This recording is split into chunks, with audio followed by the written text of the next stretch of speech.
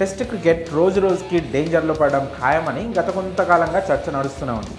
ఈ చర్చ నడుస్తున్న సమయంలోనే ఇంగ్లాండ్ బజ్ బాల్ అంటూ టెస్ట్ క్రికెట్కి ఒక కొత్త ఒరవడిని తీసుకొచ్చింది. ఓపెనర్ల నుంచి లాస్ట్ బ్యాటర్ల వరకు అటాకింగ్ గేమ్ ఆడుతూ ప్రత్యర్థి జట్టును ప్రెజర్లో పెట్టడం ఇక్కడ మెయిన్ ట్రిక్. ఈ విషయంలో ఇంగ్లాండ్ అప్రోచ్ని మెచ్చుకున్న వారు ఉన్నారు, అలాగే విమర్శించిన వారు ఉన్నారు. ఈ బజ్ బాల్ క్రికెట్ వల్ల కొన్ని అద్భుత విజయాలు వచ్చాయి, అలాగే కొన్ని పరాజయాలు కూడా చవిచూశాయి. కానీ టెస్ట్ మ్యాచ్లకు మాత్రం ఖచ్చితంగా ఆదరణ అయితే పెరిగింది. దీంతో ఇంగ్లాండ్ తామేదో టెస్ట్ క్రికెట్లో తోపులమనే ఫీలింగ్లోకి వెళ్ళిపోయింది. నిజానికి రిజల్ట్ మాత్రం వేరుగా ఉంది.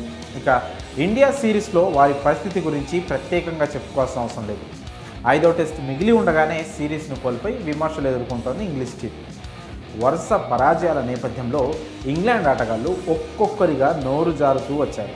కానీ టీమిండియా మాత్రం వారందరికీ ఆటతోనే సమాధానం ఇస్తూ వచ్చింది. అయితే తాజాగా జరిగిన ప్రెస్ మీట్లో మాత్రం team India captain Rohit Sharma British టీంపై పంచులతో చెలరేగిపోయారు.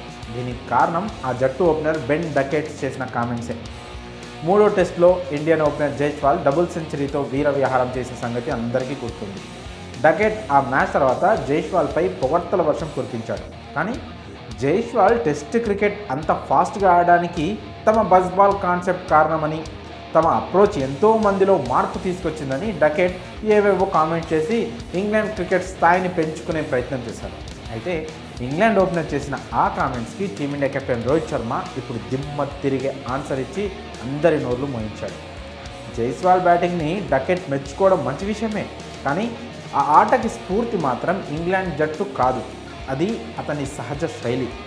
నిజానికి ఇంగ్లాండ్కి బజ్ బాల్ తెలియకముందే టీమిండియా ఆ అప్రోచ్తో ఆడి చాలా విజయాలను దక్కించుకుంది కూడా. డకెట్కి ఇండియన్ టీంలో రిషబ్ పంత్ గురించి తెలిసినట్టుగా లేదు, అతని ఆటల్లో ఎంత వేగం ఉంటుందో కూడా తెలియనట్టుంది అని అంటూ వరుస పెట్టి సెటర్స్ కురిపించాడు రోహిత్ శర్మ. రోహిత్ పరోక్షంగా గబ్బా టెస్ట్లో పంత్ ఆట గురించి ప్రస్తావించినట్లు అర్థమైంది.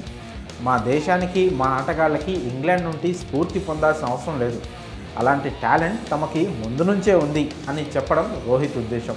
అయితే ఈ సమయంలో కొంతమంది అభిమానులు ఇంగ్లాండ్ టీంకి సెహ్వాగ్ బ్యాటింగ్ గురించి కూడా తెలుసుకోమని సలహాలు ఇస్తున్నారు. ఇక సెహ్వాగ్ ఆట ఎంత వేగంగా ఉండేదో ప్రత్యేకంగా చెప్పుకోవాల్సిన అవసరం లేదు.